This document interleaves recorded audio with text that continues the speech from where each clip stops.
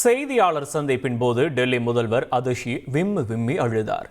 டெல்லி தேர்தலில் கால்காஜி தொகுதியில் போட்டியிடும் முதல்வர் அதிஷிக்கு எதிராக பாஜக சார்பில் ரமேஷ் பிதூரி வேட்பாளராக நிறுத்தப்பட்டுள்ளார்.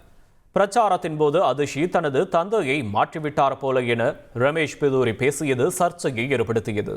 இந்நிலையில் செய்தியாளர்களை சந்தித்த அதிஷி, இந்திய அரசியல் இந்த அளவுக்கு தரம் தாழ்ந்து போகும் என தான் கற்பனை கூட செய்து பார்க்கவில்லை என்று கூறினார்.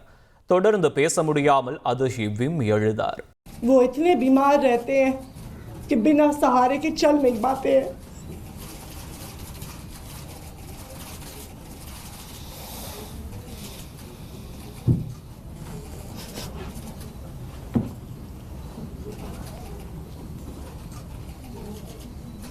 आप चुनाव के लिए इतनी घटिया हरकत करेंगे?